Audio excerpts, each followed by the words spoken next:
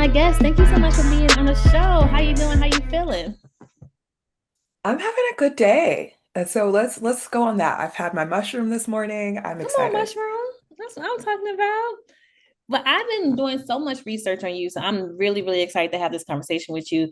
And it was so funny because I don't get to have this conversation a lot when it comes to wrestling. I didn't know you were a fan of wrestling. Like I used to love wrestling as a kid. Yeah. I found wrestling when I was 9.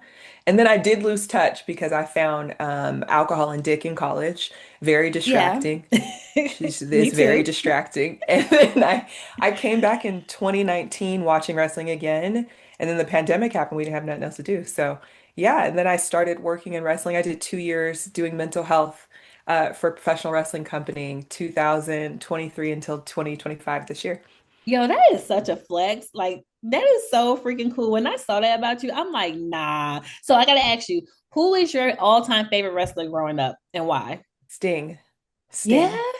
Yes, Sting is my favorite. He is such a multifaceted that's a human. good one And too. also I just got to work with him for 2 years, which is crazy to be in the same space and be like, oh, this Hmm. regular Steve. Um, but the ways that he carries his character, his integrity, just like as a human, Hmm. yeah, he's a good time. I like him. I like Mankind. Yeah. That man is a very good human as well. So yeah. I think my favorite, I used to love The Undertaker and Kane. Well, here's the thing. I know. The Undertaker and Kane, yes. Mark, Yeah, now, I know. I it's know. tricky. It's beyond tricky. Because I loved The Undertaker as well. And then you'd be like, I remember when you didn't talk. That was my Yeah. favorite. I Just remember when a lot of people didn't talk and they was my favorites. But now when niggas started talking, they're just like, oh, Mark. I miss secrets. I do. I miss I miss secrets. shame. Ooh. Yeah, I feel like a lot of people don't have shame. I think we should bring it back. And I think that's we a should part of the too. issue. Yeah. Yeah. But thank you for having that moment with me because I be trying to talk about wrestling with niggas and niggas be like, girl, we didn't know. And I'm like, how did y'all not watch wrestling? Like that was our Listen, novella. one of my favorite things to do is to take sexy women to wrestling shows. I Oh, take my friends all the time and don't nobody know how to dress. I'm like, girl, why do you have heels on? And you know what? Come on. They not gonna know what to do with you. Like, right. yeah, that's fun. Okay, so next time that we're in the same area, then we're gonna go together because I wanted to go. I think it was Summer Jam or something they was doing at Madison Square Garden, and nobody Mm. wanted to go. But I was like, I didn't want to be around all these drunk white people by myself. So I was like, Touche. right. I'm Touche. like, I need somebody to go, but nobody. It's not, and I don't even watch wrestling like that. But I just wanted to go for nostalgic reasons. So next Yeah, time we going. absolutely. So growing up, what do you remember most about your childhood, and also about your mother before everything Mhm. changed? I will say that I don't remember my mother because she Hmm. was, murdered when I was 1. So there isn't a lot of what I remember, but I do know that in my childhood, being raised by my grandparents and my aunts, that I was allowed to exist. I was allowed to like be all of these versions of myself as a child. They Hmm. just be like, oh, well, there she go doing her thing. Like when I found wrestling, they were like, okay, girl.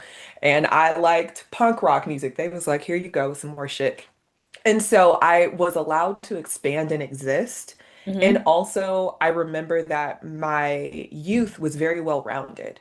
Like, Hmm. I lived in a middle class, predominantly white neighborhood. My aunt lived in the hood.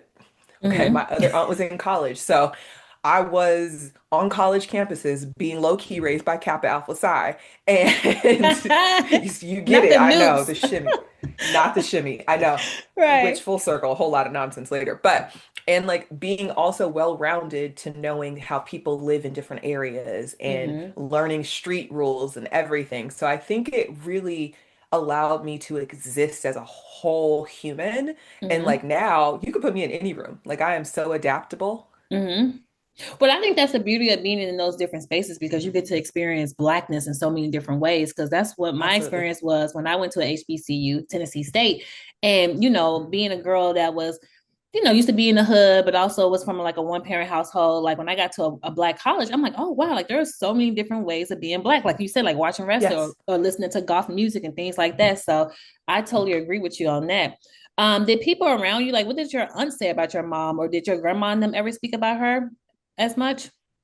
No, no. Mm, So my family has always done really well at sharing information that was age appropriate. mm, And like I learned things over time. Was there a lot of conversation around who she was and all the things? Not necessarily. And in my older age, now I can ask questions and like my aunt, who I'm the closest with, she was like, we were just so hurt. And I apologize that maybe we didn't show up in the ways because we were trying to take care of ourselves. So there's a lot of things I still am learning. A few years ago, I got police reports for my mother's murder, like that whole thing. So mm. being able to read through that, like I have all her photo albums. But no, it hasn't always been. But I honestly, I blame Black culture. Yeah, because a lot of Black households, they do that when something traumatic and tragic happens. They try to like think they protecting, but it's like I feel like you're doing more harm than protecting. Yeah, yeah, because I think that we are taught to keep going and pushing through and Facts. swallow it. And my grandmother was like, well, this is how I've always had to navigate. I just had to keep going. Hmm. She lost two daughters out of four. My oldest aunt died of lupus, and then my mother was murdered. And then she had my two aunts, who the youngest one had just graduated high school. And so when my mother was killed, so she had already been through it all. And then to have this and That's a have lot. God bless her. Yeah. your daughter murdered, and then it's like they brought me over, which reading the police reports, they're crazy. They just be putting anything in it. Like they took me to my grandparents, still covered in my mother's blood. Mm. Like that is crazy. And I can only imagine what that did to your grandmother. Like this child is, Exactly. yeah. Exactly. Now I have more information over years of being like, what the hell? Like what's and now at my big age of 38, now I can go, okay. Like I understand. And also I've been studying psychology since I was 16 to try to understand everything in the world and Of course. people. So it's like, wow, she also wasn't afforded, mental health support And or they didn't like even believe in that back in the day. still don't. Right. Let's keep it a buck. Still don't. And, to be now I live with her to assist her at her age of 83, and I'm learning pieces of like how she has just had to push through. It's Mm. interesting. It's heartbreaking too, because I feel like at this age, 'cause we're the same age, so we have all these tools and resources, and we can be able to identify and also put a name to what we're experiencing. But then when we look at our grandmothers or just the elders, it's like, gosh, like you don't even know that you really just you going through something traumatic is not okay. Yeah. Yeah, they don't know because it's like that's also what they saw, right? Like it's Yeah, just we just got to keep pushing through. And I'm like, girl, we don't have to keep pushing like through. let's take a moment. Let's stop trying to push through, honestly. Like, let's sit down. Let's, talk about it. And, I am the first person in my family to get therapy. Mm, I'm the first person, to study psychology. And I am thankful. I am the eldest grandchild, and there's only one other girl. And she also went to school for therapy and is now a marriage and is now a social worker. And I said, that makes sense. That right. makes sense. We needed some answers. Yeah. How many grandchildren? You heard how many others? I am the oldest, and each of my aunts had three. So I'm the oldest of seven. And the one underneath me, he actually just passed away in January. That Oh, was my my first friend, condolences. my all the Yeah. things. So there's six of us left, six of us. Yeah. Mm, wow, my condolences, sis. That's a lot. That's a lot. Yeah, it's a time. Yeah. So how did you get access to the police reports? Like, was that something that you was seeking or? No, my grandmother gave them to me. Mm, Yeah. Here's the thing. Let's upgrade language. So I used to say I was nosy. No, I was inquisitive. right. We're inquisitive. I used to hate, no, no, I'm inquisitive. No, no. Yeah, yeah. So I was an inquisitive child and I learned how to read early because again, we was at the college. So I learned how to read at like 4 or 5. And so, being raised by your grandparents, there is a one of them is awake, one's at work kind of rotation. So I was reading things. I was in people's files. I knew all kind of information I was supposed to know. So I had like seen things, but I didn't comprehend it. And I will say, what year is it? 2025. She gave the reports to me in like 2020. It was during the pandemic or like the end of the, I guess we still in it, but towards the end of us being in Yeah. lock-in, she was like, "Oh, I have this for you." And I was just like, "Oh, what the hell is this?" And I was living with my best friend at the time and she came and she was like, "Hey, oh no, we're crying. What's happening? No, no, no, what's like?" And I Right. was like, "This is crazy." And what Yeah. made her give it to you? Like she was just like, it's time. I think they were cleaning out drawers and maybe it was time. It's never I feel like sometimes when people are older and they're just Mm, like, I don't want to hold on to this anymore and it's time to transition information.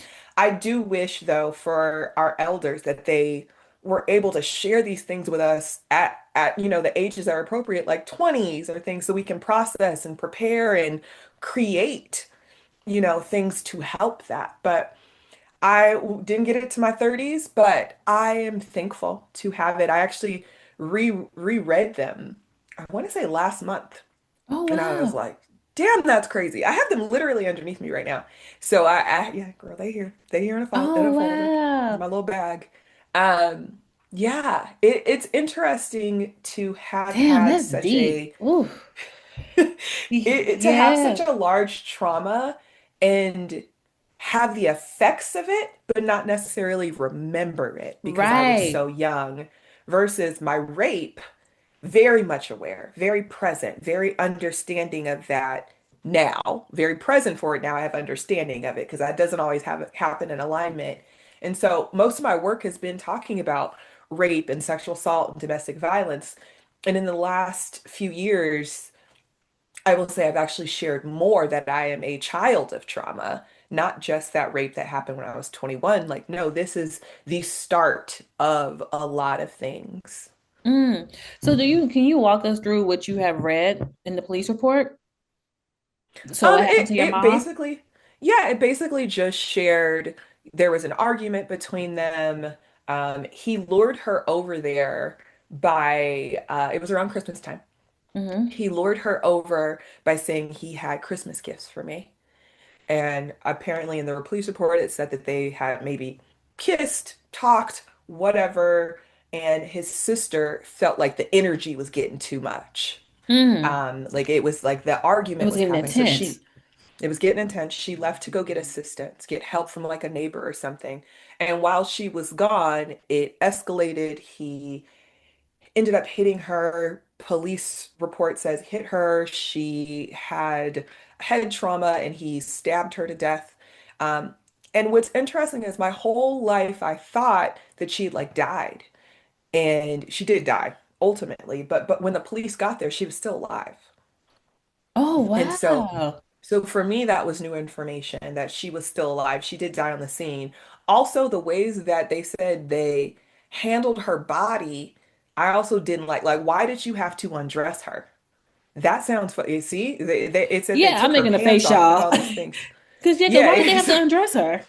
exactly. Right. Like, these things don't make sense. Sure, she was stabbed in the abdomen, but why'd you have to take her pants off? That has nothing to do with anything you know. So I have questions that I know will never have answers. At this age, there's not even because it happened so long. It happened in 88, so there's no like things you could just research and do all the Yeah. things. Like I didn't know anything about my mother's murderer, who was also my sperm donor, right? I didn't know anything about him because my family had gotten rid of everything. I knew his name. And my freshman year of college is when I did research. Hmm. And I had to go to like the local library in town for the police, for the, not the police, but the news, whatever I found. And During I that feel like time. I feel like earlier when I started looking on the internet, there was more information, like using his name. Like I found out he just was a murderer. He was just a shit human, still is a shit human, still in prison, still not held for my mother's murder. So what are you in Um, prison for? because he was a murderer. He murdered a pimp in Vegas, and we don't have death row here in California, but they do in Nevada. But it didn't even matter because he pled not insanity, but mental incompetence. And so, quote unquote, they called him retarded, which is in the documentation. And so he has just been imprisoned. A few years ago, I was 25, I want to say 22, 22, we got a call. I got a call, my grandmother got a call. And I was like, oh, this feel like a spam. So I didn't, I was like, whatever. And it was a police officer. And they said that they had moved him to where we live in Hmm. Riverside, because he was finally going to be held accountable for my mother's murder. And I was like, that's crazy because I didn't get notified. And I had signed up for the service. Well, if something happens, you could be notified. And I normally had And also just to checked. make sure to protect yourself. Yes. And I normally check like once a year, but that year was busy. I had a lot going on. I hadn't checked. And by the time they had called us and they're like, well, what do you guys want to happen to him? And I said, what? Like, what is the option? So as I am predominantly, we all have a role in our family. I had to go and have the conversation. My grandmother was like, I can't handle it. My aunts, one on one defied. I said, you for sure can't go. The other one was like, whatever you Like, want to do. girl. Right. Like, Yeah, you stop. want to tussle. My grandfather at the time was still alive, and he was Mm. like, I think it's up to you and your grandmother. So I sat with everyone. I said, do you have questions? Is there anything you want me to, retell? Um, and I went and I met with a detective, and he was like, well, he's going to be held, he's going to go face a judge. What would you guys like to happen to him? So my question was like, well, what are the options? Yeah. Is is there a drop down list? Is there a survey? He's like, well, what do you want to happen? And I said, well, I want clearly justice. I want him to be held accountable for the harm that he has caused because he killed that pimp in Vegas. He killed my mother. He killed an elderly white couple and a bartender. So what He's a serial killer. he's a murderer for sure. He has been married. Um, I had never had any contact with him. We're gonna run it back a little bit, but for that, he still hasn't been in front of the judge. I will say that. He has still not been in front of the judge. I can look right now, and they just keep pushing it. One time, he was supposed to see the judge on my birthday, and I said, "Come on now, we're playing games." But then he never saw them. I will say that in 2016, I changed careers, Hmm. or I blended careers. I became a comprehensive sexuality educator, and my background has still been mental health and all of these things. So I just Right. combined that work, and I was away at like a speaking engagement, learning how to speak and like carry myself and to be this person that we could sit and chat with. Yeah. And I got a call from my grandmother, and she was like, "Hey," I was like, "Hey, girl." She was like, "Well, the first thing," she was like, "I don't want you to be mad at me." And I said, What happened? What should She's I be like, come mad? on What'd you now, do?" grandma. What we doing now? Good. Lead with something else. Right. Come on, And Nana. she's like, "You got a letter from that man who says he's your father." And I said, "Okay." I said, "What'd you do with it?" She said, "I put it away." Later, my aunt was like, "I tried to find it and burn it." I said, "Of course you did." And I was one that like to tussle. Uh, That's the one from the hood, right? you caught on quick. Right. And My and type of girl. I was like, you know what? Just save it. And so I had already been working on myself after my rape and like getting mental health support and doing all these things. I hadn't started going to therapy, but I had started doing my own work. I leaned into spirituality to find it in my body before I started talking. Everybody does differently. Right. And so what happened was that letter, I was like, okay, well, I'm gonna come home and I'll get it. So I called a meeting with my best friends. Hmm. And I said, hey, here's what happened. And they said, okay, well, how would you like to handle it? I said, Mm. I would like to have crab, and then we could talk about it. So we went and got You know, niggas crab in a love bag. crab legs, right? Have We a went little and got drink, crab in a bag. right? Little boop. And it was my friend, she was like, okay, let's do this. So I had the letter, and each person read it quietly. Mm. And then they're like, okay, let's process this. How can we help you? And they talk through it with me. And I get emotional because I am like, that is what friendship is. That is sisterhood. Yeah.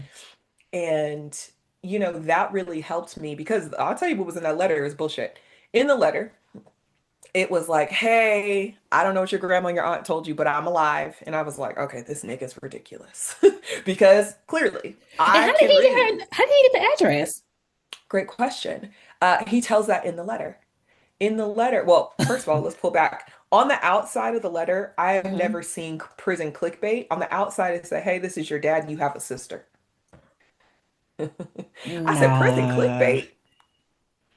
I have, It's yo. it's crazy. It's Right. crazy boots. So, damn. I opened the letter. Hey, Hmm. I'm alive. I learned how to read and write in prison. Here's some info You about a learn how to read, girl. write in prison. He goes, if you want to know more about her, you can write me back. I said, this is clickbait, baby. I'm not doing any of this. Right. And here's where he lost me. Things happened between me and your mother. Sorry about that. You murdered her. There's no things happened. Yet things did. You changed my life forever. You changed Yeah. her life. You ended her life. You changed the life of my entire family. So yeah, things did happen. Fuck Did you. anybody meet him when he was Um, dating your I mom? I believe my aunt, the one who is the like to tussle, because Yeah. she was best friends with my mom. They were closest in age. So I believe she may have, but that was the only one. Because Mm. my oldest aunt had already passed away, younger, and then the youngest aunt, she was in school. And I think maybe she might have seen him once or twice going to my mom's house from like Hmm. stories I've heard, but no one had like a relationship. And my grandmother would be like, his family was bad. But they don't know. His family was bad and awful people. And maybe they were, maybe I don't know. Mm. I was going Yeah. to ask you, but I feel like it might be kind of hard for you to answer because I'm like, I wonder if your mom knew about his past or who he was, or Sure. yeah, Sure. We don't know. We don't yeah. know, right? And I think that has also been why my family has been like, let her live. So if something comes up, she will talk to us.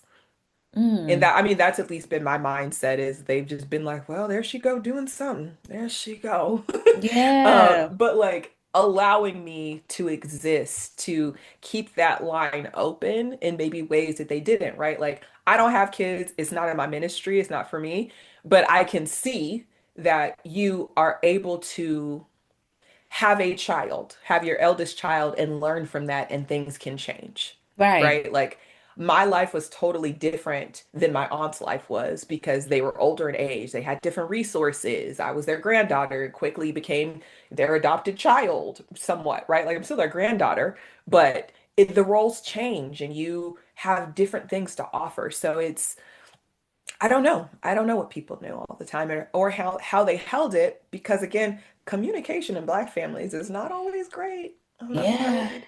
Yeah. Even a million years later, it's still not great.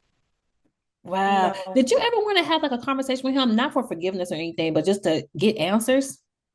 no, no. I don't think you deserve to be in the presence of a goddess. Come on I think now. you lost that and opt Mhm. out on that. You could use Google. Google's free. She's on Google. Yeah. Yeah. Wow. And he's in jail, never stood trial or anything for any of the murders that he did. That is crazy. For except for the pimp.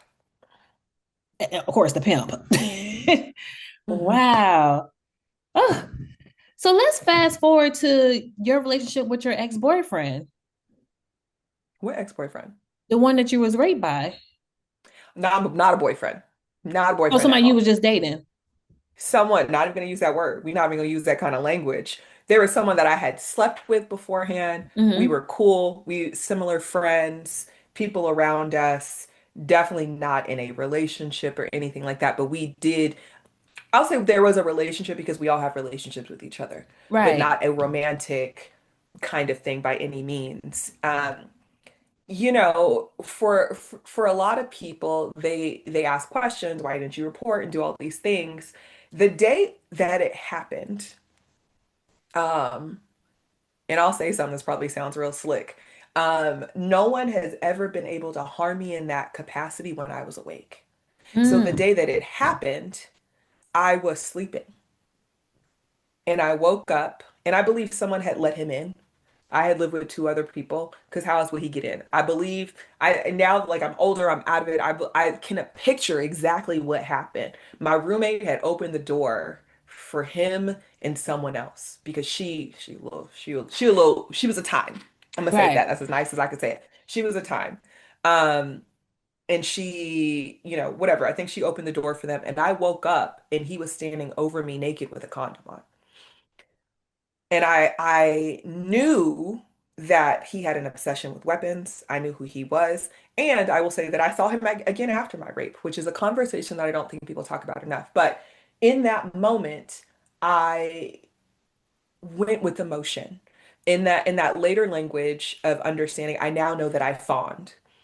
And Mm, fawning is a way of keeping yourself safe you're in the right. ways of just existing because you don't know what's going to happen, and that was what I could control. Mm, And it happened in a moment like it was a full thing, and then he just got up, put his clothes on, and left. And so when people ask, well, why didn't you come forward? I don't know if people heard the police is not always great for things. There's a lot of harm that happens when you report. And also, I didn't think that people would believe me because I have always been a sex positive person. And again, in the Black community, they don't always understand that. right. They think you just outside doing things, but don't know behind doors. Anybody I had been with, there were conversations, there was understandings. And also, just because you thought I was behind doors, half the time we was playing video games and talking shit. You think Right. A lot of everybody's times out you think I'm here with these niggas, I'm out here fucking them when I'm just hanging out with them. thoughting and bopping. I was thoughting and bopping, and let's not lie. But not with But that person. thank you. Right. I can tell you who I was talking Yeah. fighting with. Yeah. Not him. He was over here. So yeah, it was a time and it changed my entire life. Mm. Because, when you are that young, 21, I don't know about you, I was out here dancing, partying, I was drinking, outside too. Listen, I went to an HBCU, so I already dressing know. like we was going to a damn meeting. Girl, Girl what are and you talking? business professional with the suit on. That was the best time of our lives. Oh my God. What a time, man. It was What a a time. time. People were It was. dancing, drinking, just having such a good time. Yeah. And I think that good time helped me. I think it Yeah. helps me and it hurt me in the sense of we so fun, but also I had an excuse because then I adopted a drinking problem. And people, we out. There's a party every damn day in undergrad.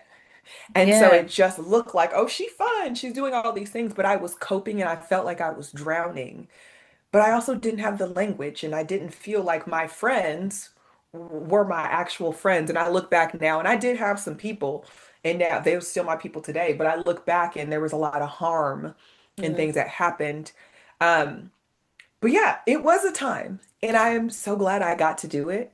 And Yeah. I'm glad that I have those memories. And I'm also glad to be who I am Yeah. from that. So a couple of things. When did you realize, or what was the turning point that you realized you had a drinking problem?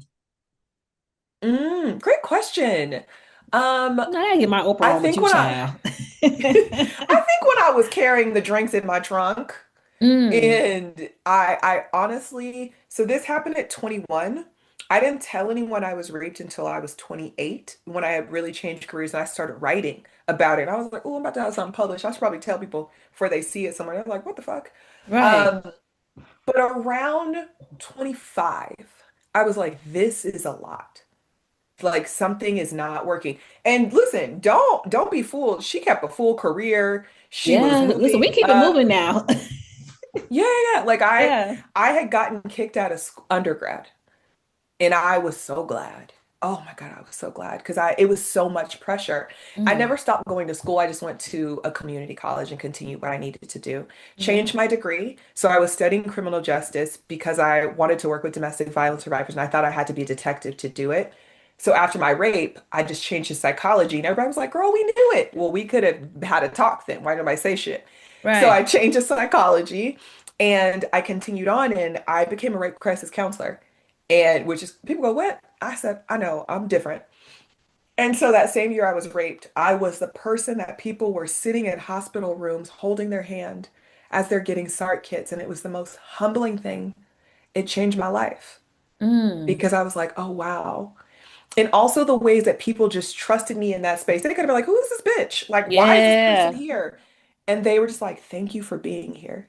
Right? Like Mm, imagine it may imagine and don't for your listeners, but you have just been gang raped and you are like, I don't know what to do. And you have been brought in by a police and now you have to sit in this room. It's cold. Medical rooms is cold. Anybody that's ever had to have, their vagina checked with them stirrups is cold. The yeah. energy is cold. And even though the nurses try to do as well, like they have to take swabs of where you've been harmed. They have to take your clothes and you already feel so fucking vulnerable because your Yeah. body has been harmed and now you have this and you got a stranger bitch next to you. But they trusted me.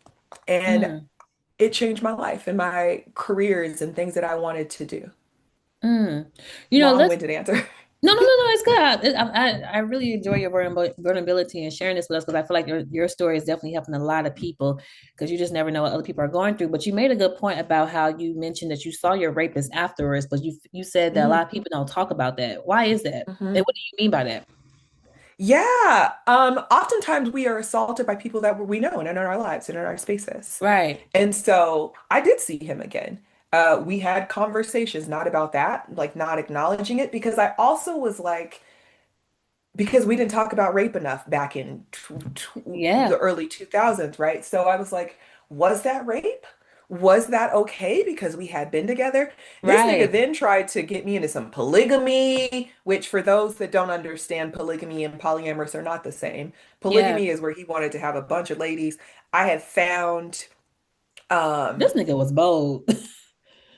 as fuck. For very many reasons.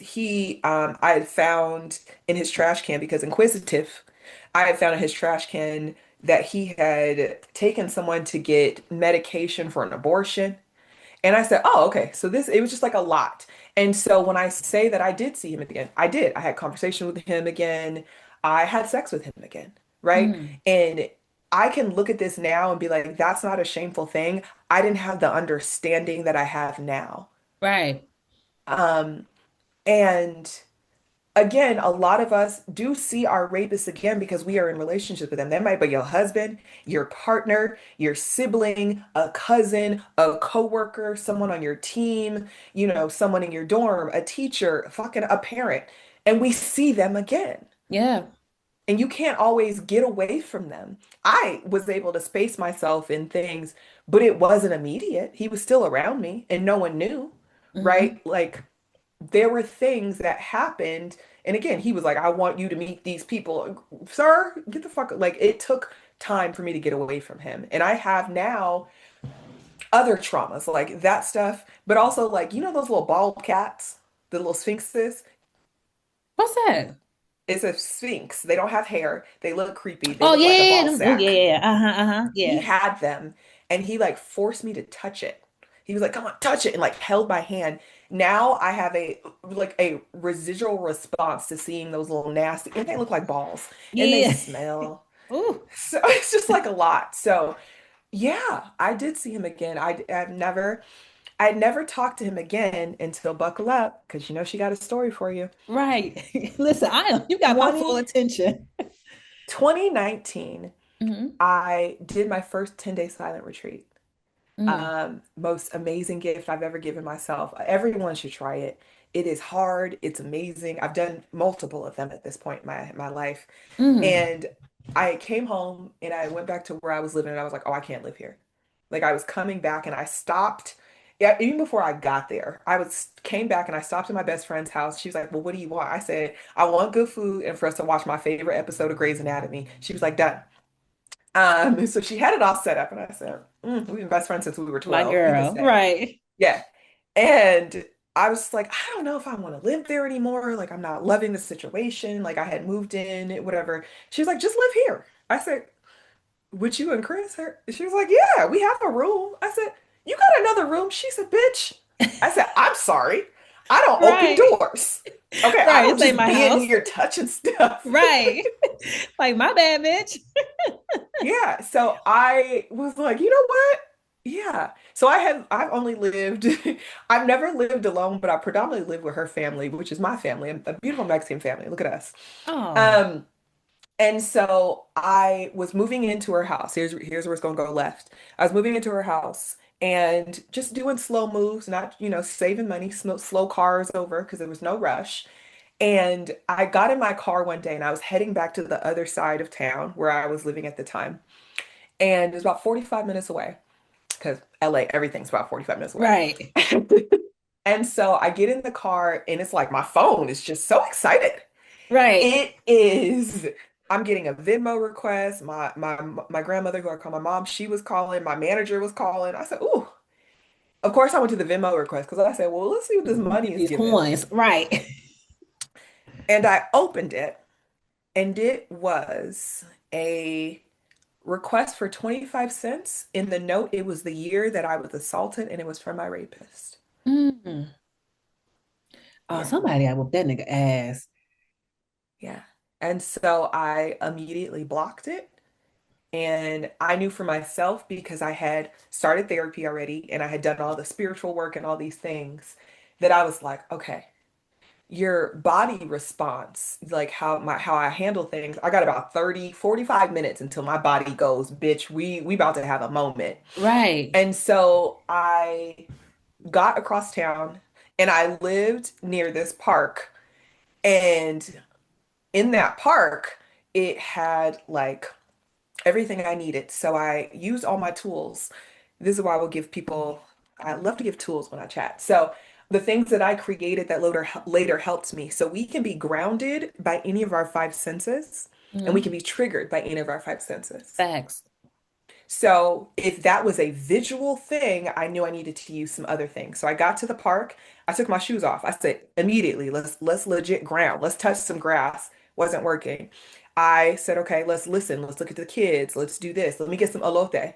Because again, we at the park, we Right. Hispanic areas. Right. Hook me up. And I'm like, none of this is working. So I said, okay, I need to go home. So I 5 minutes away from this beautiful park. And I got home and I texted my people. Mm. And here's where I want to say to people is you could teach people how to show up for you. You could True. teach people. They want to know. Don't nobody just want to be out here Especially if just they love guessing. you, they want to show up for you. They want to show up. They want to know Right. how to help you. And so I then created this tool and expanded it later when working with individuals. But I went home and I texted all my people and was like, here's what happened. Here's what I need. And I had a friend that was like good at like checking in on me and like good knowing my music taste. I was like, you gonna make sure I do this. You gonna make sure I eat. You gonna do this. And my friend was like, if you don't answer me in 30 minutes, I will bring my ass over there. Like I had a Hmm. whole team. And I used that system later when actually like really developing this work because I hadn't still started developing work. Like it was the early stages. I created a whole system on how to ask for help and how to Hmm. set that up. And it's super easy, right? Like, Hmm. hey E, you are my person. Like you're so good at food, girl. I know you be having good picks. Like, would you be my food person? Most people aren't Yeah. gonna be like, no, they want Hmm. you want me to be your person? Yes, bitch. How do we what Right. you need? How oh Hmm. so But chosen. you make a good point. I think a lot of times we make it so difficult or hard for ourselves because we don't have that resource in front of us because nobody ever modeled it for us. So the fact that you're able to Mhm. do this and show people like, hey, you have a great support system in front of you, utilize Use it. them. Yeah, Yeah. Like they facts. want to know. And then if you give them you give them the, hey, this is your role. People get excited. Hey, you're real good at this. Thank you. That's a compliment. And here's how you can support me. So if you were Yeah. my food person, the way that I've done it, and there's ways to expand this for sure. Like my ex-girlfriend was my food person. Hmm. And so we had a safe word. Safe words are not just for kink. You can use them in anything, Facts. right? Hmm. Easy. And so we had a safe word and I had already created when my head was good, I went and did like a Google Doc and I put food places in my area and like two to three things I liked from each place. And I Mm. gave that to her. And I said, pick whatever, I like all these things. So I would text her, hey, I can't feed myself today, or like I need help, or the safe word, or food, whatever it is, however we communicated. And she'd be like, great. And would send me some food over. Here's what I Mm. sent you. It'll be there in 20 minutes. Like Yeah, that's good. It's so simple. it's simple, right? Like, and if Yeah. you were the music person, similar, like there's a way to build it. But again, like you said, we were never role modeled it. We never knew the things. And that is just a lot of things. Ignorance isn't always bad. I believe oftentimes ignorance opens the door Yeah. for growth. Facts. Facts. Facts. With everything that you've been through, have your idea of safety or trust has it shifted or Girl, changed all the over the what? years? Hell Yeah. yeah. Like, do you ever feel safe? Yes. Yeah. Okay. Yeah. but it has come over time. And so safety, I'm glad you brought that up. I look at safety in two ways, and I think other people should as well. Welcome. So safety, most people look like it's just that external, like, oh, is Right. anything around me? But also there's the internal safety. What about my Hmm. emotions? What about things that are said to me? What about my own thought process, right? Those are Yeah. different things. Like, what am I feeling? What is anxiety building? And so being able to talk through things, being able to take different classes, knowing what safety felt like and looked like, being able to exist in my body in a stable way to even be able to figure any of that out, Yeah. I think has been the most helpful for me. I do feel safe. Now, the ways that I feel safe now vary because also it's 2025 and my fucks have left. So Girl, try me if listen, you we want. approaching 40. I have no more fucks to give, okay? Every year, more flyaways. I'm like, dang, there they go. Just poop, boop. Right. Like, Um, and I've taken many things. Like I also have training in threat assessment now. mm, So I don't walk in nowhere without where's the doors, where's the exit, who's in this space. Like facts. it's a thing that a lot of us have had to learn from growing up in a time of school shootings and Yeah. things. It's like, I'm teaching my niece that, and I my cousin like, don't. I'm like, no, she needs to be alert because if some shit goes down, we living alert, in times where things, anything can happen quick, real quick. quick, and she need to be out here. Yeah. Yeah. And I think there's also the ways of trusting ourselves and trusting our gut. A lot of times, especially Yeah. Black women, are Hmm. taught that we are too much, we are over exaggerating. Facts. No, baby, you got gifts. Tap in, trust those things. Those can save you and help others. Yeah. Yeah. Oh, that was good. And you also made a good point because I was looking at your other interviews and you were saying a lot of times we shame ourselves before we even give other people a chance to do it first. And I think that, Absolutely. yeah, and I think that you by just elaborating on what safety looks like within ourselves really speaks volumes because it's like, girl, like you having that feeling for a reason. Trust it. Yeah.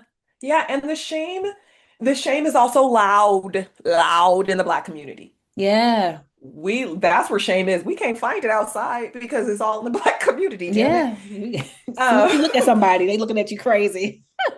judgment. Ooh, look at this bitch. Right. But the shame aspects of it, I always talk about this and the fact that shame and guilt are good cousins that nobody wants to hang out with. Mm. And they come in together, right? So shame is the thing that people put upon us in the ways of it. And sometimes we can shame ourselves and put it upon ourselves because that feels like we are in control.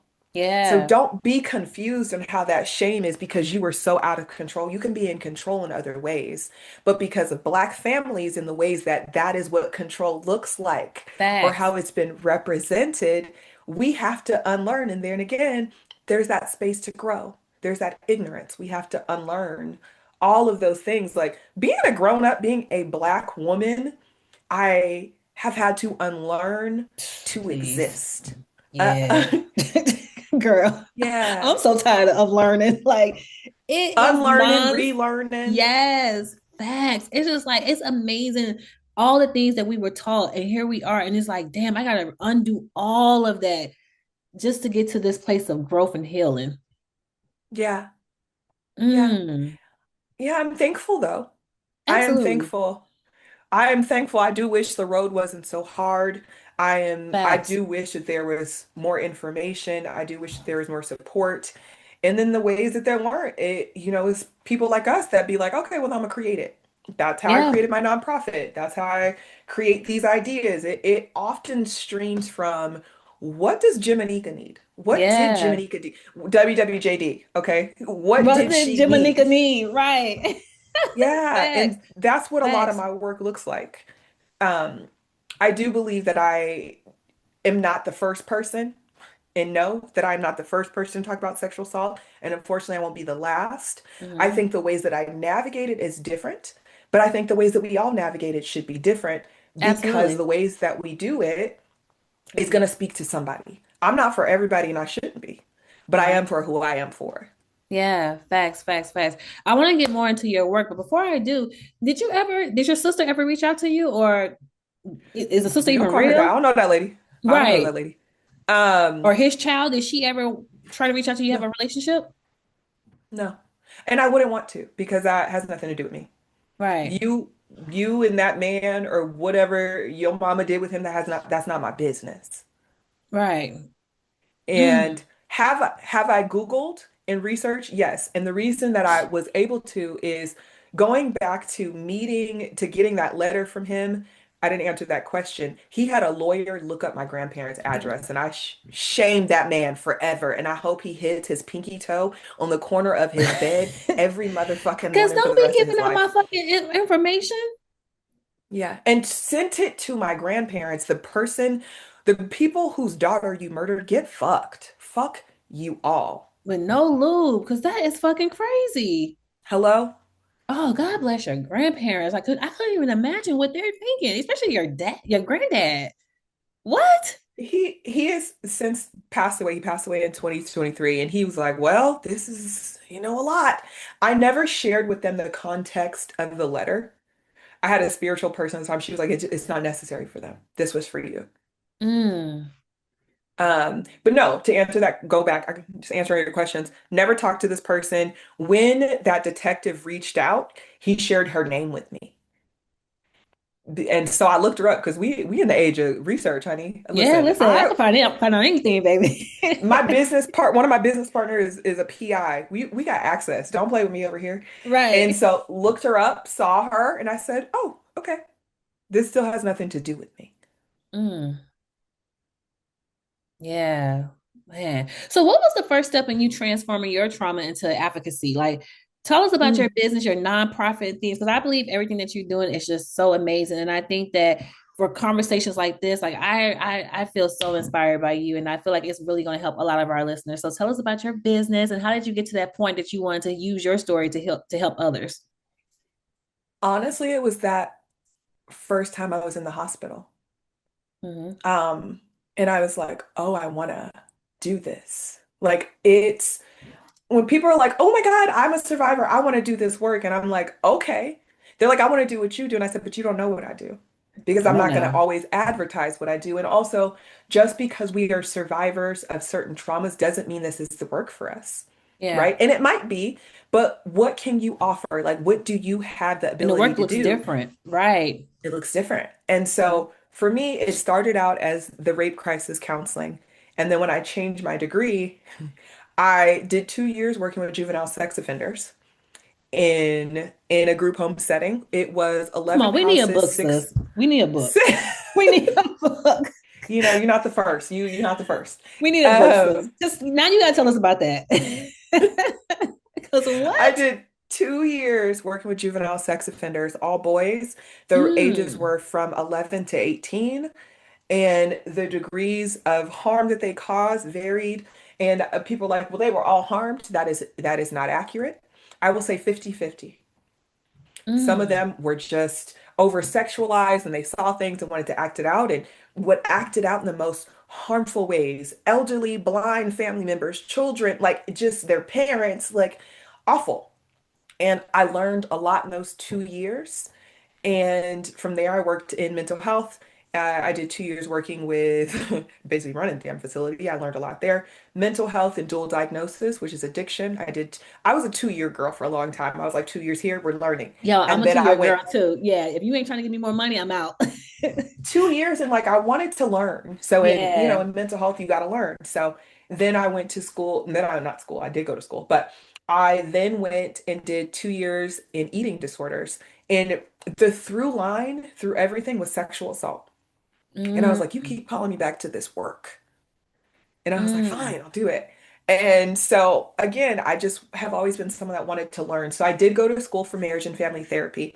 I did not finish that because I did not like all of the things. And I also didn't like the licensing because the ways that I work, if you need me to come help you I'm gonna help you. I'm right. not gonna report that to nobody. We're gonna get you to a safe space. I'm not Hmm. doing any of that. And so that is kind of how the work evolved. The Jimanekia project started in 2016 and Hmm. really expanded into combining my mental health background with now becoming a comprehensive sexuality educator. I went and learned what that meant. I figured out my business practice. I'm a trained educator. I've taught middle school to high school. I have created my own stuff. I went back to school, never Hmm. stopped learning. So my master's degree is in health psychology. Come The on, reason it's in, we like a smart brownie now. Come on now. listen, Come on, listen. brownie with So degrees. it's in health psychology because Hmm. my idea of it was we have medical doctors and we have psych doctors and they don't talk, but we're whole systems. So why Yeah, aren't they communicating? Because oftentimes this psych problem can lead to medical problems and medical problems can lead to psych problems. facts. So I wanted to understand it, especially in sexual assault and trauma. It grows in our bodies Mm, into other things. Like a lot of individuals that have dealt with sexual assault have a lot of gut issues. mm. So, I like when didn't I'm know talking to that. people, because we hold that trauma in our shoulders, in our necks, in our Right. guts. So, our bowels, I'll ask people, so what's your bowels like? They'd be like, Hmm. what? I'm like, I'm not trying to, it's not my thing. I'm just trying to see like what's happening to your digestive system. Right.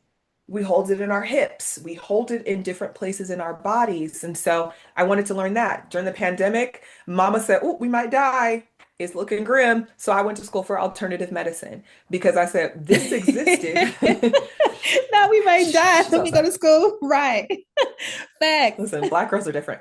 And We are so I was different. like, what if medicine dissipates, them pills we can't find? Like, I Our need to go ancestors outside was outside. and get And some so I weeds. needed to learn Right. what was outside. So I studied Facts. that. I studied hallucinogenics. So I have a wide range of the work that I do. When's your Um, birthday? May 31st, she's a Gemini. Okay, yeah. Okay. Gemini, Cancer, Aries is tatted on me. We got the big three. It's Yeah. real over here. Yeah. Because I can see you nonstop. Like you just keep going and going and going. Yeah, So it's a yeah. problem. Good for Like an that's Energizer amazing. bunny. Right. Oh wow. So Yeah.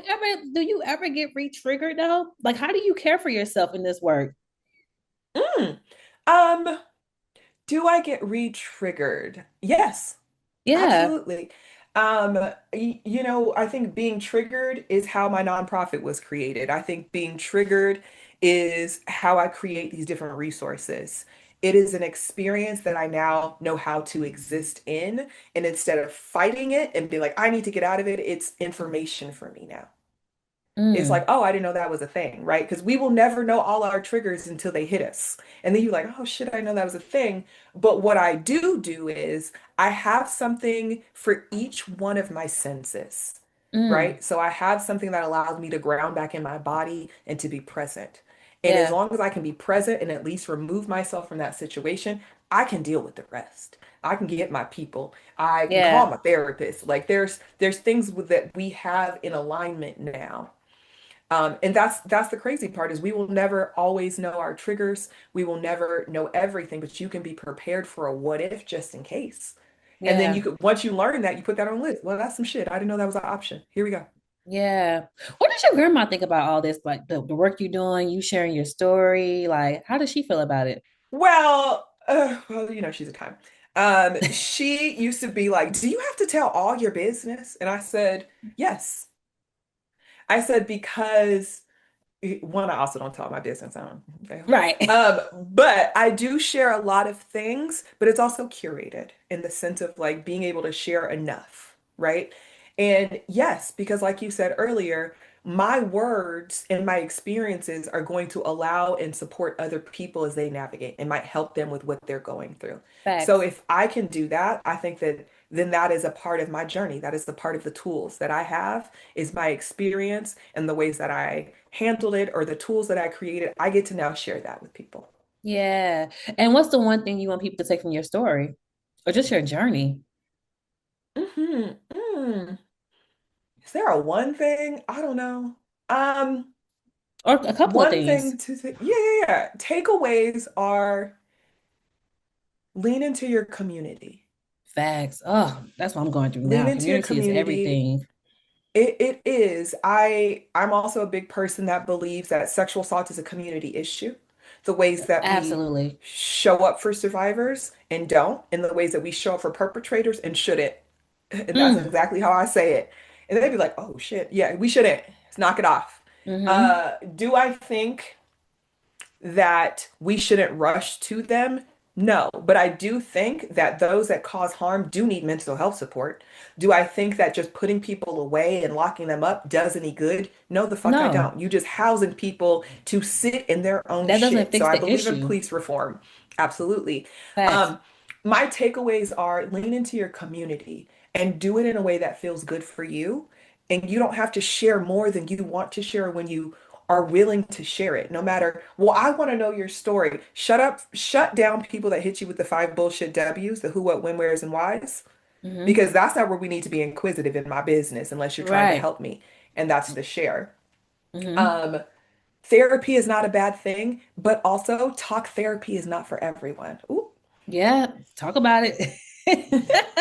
Right? Like Not the it's not pose. Do it again. because because a lot of therapists are not trained to work with sexual assault survivor. Everyone is not trained in that capacity just because they are a therapist. Those are specialty trainings that people have Yeah. to go to. So I Yeah. also want people to know that talk therapy is great. Getting a coach is great. A coach, a trauma specialist is great. I hate the word coach, but I also understand. So I call myself a trauma companion. Mm. Um, I love the and so companion. Yeah. That's good. because I walk with you.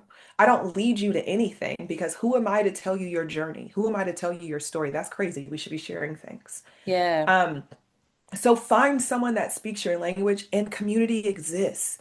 It's going back to tending the garden was created because of that. It was created at first to just be a space for women of color to be able to go and have a retreat for 5 days and learn. It didn't work out. Pandemic happened. Retreat Center stole $30,000 from us. Still, fuck them as well. Mm. But we were able to transfer and change and do digital things. And it's where I also saw there's a lot of communities that have been marginalized. We don't choose to be marginalized. People have made us marginalized. So cis men, they are often overlooked as sexual assault survivors. 18 to Facts. 25, college age, a lot of things happen. Sex workers, just because they agreed at one thing doesn't mean they continue to agree. That is Facts. rape. Trans and non-binary folks, women of color, disabled folks, they have the Mm. Disabled folks. Yes. Oof. highest rates, elderly people of sexual assault. So I wanted to make sure that we created a space for that. We launched a community space in April. Come, you get a month free. Please join. We need you to do support groups. There's support groups, there's care in there, there's check-ins, there's other individuals. Y'all got to use the space for it to work though, but it exists. And we created that because, again, I needed community. And I Yeah. did 7 years of support groups, and I brought someone in to help me. She fucked it up, and I had to end it because I wasn't able to be there because I had started working in wrestling. And so I had to end it. And now this is like a revamp and an expansion. It's cheaper than what they were. Support groups used to be $20 a week, which is still affordable. But now the whole community space is like $20 a month, Yeah. right? Like, come get Like, come on, we got resources. $20. Yeah. We're gonna do classes in there. We launched it in April and we are still, trying to build that space. And it's another reason I come and talk on podcasts because I think we just don't know these resources exist. Like Yeah. there was a law passed that I marched for in DC with thousands of other victims for victims' compensation. Every state has victims' compensation if you are harmed. If your family is harmed, it helps with moving, it helps with medical care. Every state has it, and we march for people to individually get more money. But if we don't know about it, it doesn't exist in our Yeah. heads. And I didn't know that. So So that's I'm thank look it up. yeah, you Every shared state is that. different. Every Mm. state is different. I'm like, I was marching in DC. I know it got passed. Now, are we in a wild time? Fuck yes. Yeah, it's But the is Wild Wild this, West, child. honey, it You gotta is some hold new on, shit. I baby. didn't, ooh, turn this movie off. Um, Girl. but But we this is gonna when get we through it need it. though. Yeah. We need community. We need these resources that have been built and exist. So, Hmm. we're here. There's many of us out here creating things. Yeah, yeah. Well, before you drop all of your information, the websites where we can follow and support you, I have one last question. Hmm. If your mother could see who you are today, what do you think she'll say? Mm. I think she would be proud of me. Me That's too. what the world say. That's what the spiritual guides say. Because I'm a woo girl. Um, and Yeah. everyone says, like, no, she is proud of you for being this person. And they also my family has told me that we have a lot of similarities in the Mhm. ways that we are go-getters. What I don't do is not have a job. I'll figure out some coins. Listen, Um, we gonna figure it out.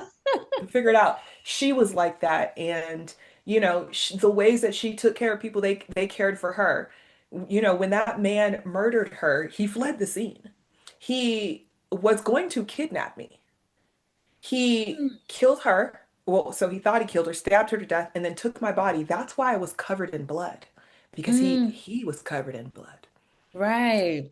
And so he went to go leave, and his sister was there. His sister was able to get me. He stole my mother's car and left. Could And you I say all imagine what this, would have happened to you? Girl. who knows, right? Yeah, Who knows? I probably wouldn't be here to have this conversation with you. right. In reality, I probably wouldn't be here. Um, but I say all that to say my mother and I are very similar, and the hood loves her. The people love me as well, and I'm very thankful for that. And when he did that, the hood found out and they put a green light on him. And for those that don't know what that Oh, means, we know what a green light means over here. okay, they put a green light on him. So it was best for him to turn himself in if he wanted to live. Mm. Wait, what's your relationship like with his sister? I have nothing. I don't know those people. They don't get access to me. Mm. Yeah. Wow. But How old were also, before you say that, also in the documents, his family, his mother and stuff said they wanted nothing to do with me. Hmm. mm. Hmm. Wow. How old was your mom when she passed away? 23. 23 years old, and here you are 38. 23, 24. Yeah. Yeah. Wow. I celebrate her birthday July 31st every year, get a little treat. And another thing, like with my family not talking about her family, I found her obituary when I was young. They didn't know I had it. Like I just told my aunt this year that I had it. They still don't know. Well, now they do because, Right. my mom gave me all this stuff, but they didn't know I had it. So no one had ever told me her birthday. As if she never was here, like she didn't exist. Well, yes, and I think it's the hard parts of celebrating and knowing because, they don't forget her. They Yeah, can't. They're reminded by me. true. Yeah. But the fact that you didn't So know her I birthday though, like, I didn't know her wow. birthday. And so my grandmother was like, "Oh, I didn't know you celebrate her birthday." I said, "Yeah, I've been celebrating it for the last few years." And I am again thankful to my people that like my best friends buy me cake to celebrate her. Mm. And even when I'm like, they're like, "Come over, we got something for you." Like that is love, that is care, that is community. I have siblings. I have sisters and I have brothers that show up and take care of me. They are Mm-hmm. chosen, and chosen Mm. family is so real because that's a It's choice. real. Yeah. Yeah, that's a Yeah. choice. Family, sometimes we like, well, that's crazy. I gotta suck with these niggas. Right. Uh, It's like, come on, guys. These niggas. yeah. So Yeah. I am very thankful that I have these people that allow me to exist and celebrate and show up and do all those things with me. And just so gentle with you. Like, oh, man, I'm really happy we was able to make this. I'm so proud of you, sis. Like, I think that everything that you're doing is amazing. I am here to support you. Now you have a friend in me, so definitely let everyone know where we can follow you at, where we can support you at Mhm. this center, this space, everything that you're doing. Because I just think that your story is not in vain, and I know it's helping so many people out there. Yeah, I'm like, listen, I got sad shit to talk about. I got fun stuff to talk about because she's lived a life. So, if you want fun stuff, we can do that another day. But Yeah. you can find me at traumaqueen.love, tendingthegarden.love to find out about the nonprofit. I was like, we need to revamp the website, but all of that's there, the community aspect, everything. Jimanekia on all social medias because there's only one of me. If you could spell it, you can find me.